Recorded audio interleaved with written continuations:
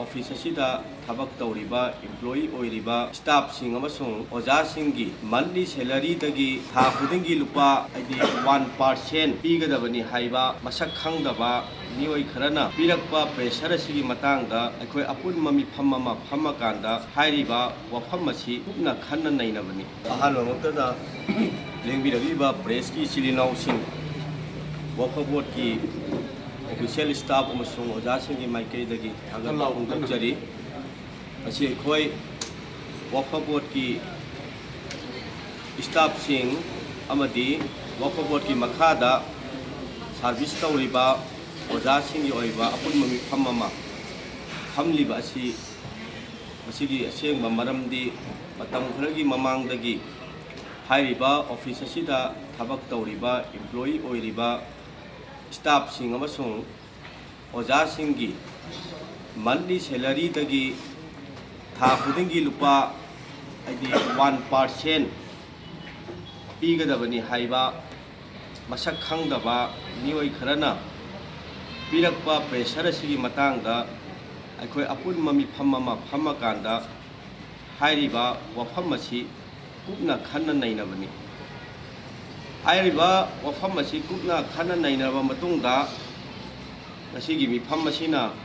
अखोय वारेप मरी खक लौजरे वारेप तु आई press media की खुथांगदा आई पाथोकजरके अहानबा वारेपता वफा बोर्ड मणिपुर की स्टाफ अमदी ओजासिंगदा अनआइडेंटिफाइड पर्सन खरना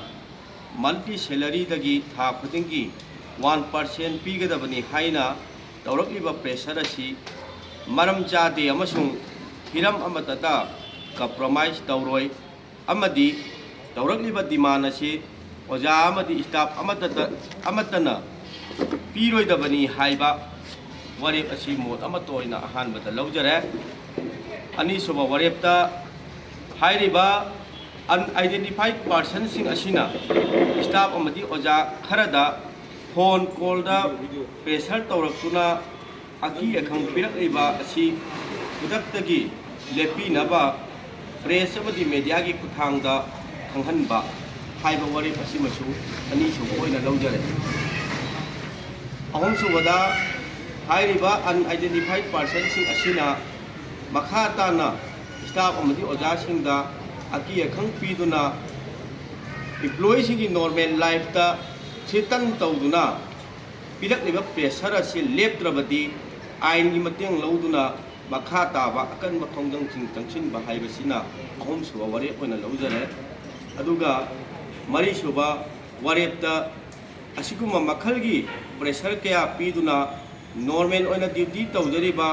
वफा बोर्ड की एम्प्लॉई सिंगदा इलीगल डिमांड तौरक्लिबा मियोय सिंग असिबु मणिपुर लैंगाकना कुपना थिगतपीदुना एम्प्लॉई सिंग प्रोटेक्शन पीबीनबा लैंगाकता खंगहनबा हाइरसु मोद अमतोयना यानरे हाइबा वारेप सिंग असिगा लोइनना नसीगी कोई फम्बसिदा लैजरिबा असी वक्फ बोर्ड की प्रोजेक्ट ऑफिसर एमनी Tajuddin Shah project officer administration लोइनना स्कूल अतोपा स्कूल वक्फ बोर्ड रन तौब स्कूल सिंगसु प्रिंसिपल इंचार्ज ओइबिरिबा लोइनना ओजागी एसोसिएशन की मरुइबा थौगुरोय सिंग एडवाइजर सिंग लोइनना ओजा सिंग ऑफिस स्टाफ सिंग लोइनमक मफम असिगी सिउलबा मिफम असिदा प्रेजेंट ओइरगा हाइबा वारेप सिंग असि लौजबनी लोइनना प्रेस मीडिया की खुथांगदा अखोय ओजा सिंगना हाइजरिबसी असिगुमा मखलगी डिमांड नत्रगना प्रेशर कया से अखोय मखा ताना पीबीरकनो हाइदना अखोय अमुक हन्ना हाइजरी थैंक यू ऑफिस असिदा लैरिबा एम्प्लॉई सिंगदा वक्फ बोर्ड की मखादा लैरिबा स्टाफ अमदी एम्प्लॉई सिंग ओजा लैजरिबा सिंग असिदा ngasi hanjil hanjilna masi pressure pidna mathau tawjariba icham chamna leijariba oja sing staff sing mafam kayada pung ani da lao pung ahum da la oina adala oina thitan tawbase masi tawbidana ba phai shanti oina leiminaba nusi chanana leiminaba phai aduna tadana sum tawragadi makha taba tawbiriba sing ase koi gi tawreiba sing asina phatanungda thokra pata di makha taba masigi दायित्वꯁꯤ ꯒꯣꯔꯃꯦꯟꯅ ꯃꯁꯤ ꯌꯦꯡꯁꯤꯟꯅꯅꯕ ꯀꯨꯞꯅ ꯑꯩ office ꯑꯃꯒꯤ ꯑꯩꯈꯣꯏ ꯂꯩꯔꯤꯕ employ ꯂꯩꯔꯤꯕꯁꯤꯡꯁꯤꯒꯤ ꯃꯍꯨꯠ ꯁꯤꯜꯂꯒ ꯑꯩꯅ ꯉꯁꯤ ꯁꯣꯁꯤꯌꯦꯜ ꯃꯦꯗꯤꯌꯥꯒꯤ ꯈꯨꯠꯊꯥꯡꯗ ꯄ꯭ꯔꯦꯁ ꯃꯦꯗꯤꯌꯥꯒꯤ ꯈꯨꯠꯊꯥꯡꯗ ꯒꯣꯔꯃꯦꯟꯒꯤ ꯃꯥꯏꯀꯩꯗ ꯑꯣꯊꯣꯔꯤꯇꯤ ꯃꯥꯏꯀꯩꯗ ꯑꯩꯅ ꯑꯄꯤꯜ ꯇꯧꯖꯔꯤ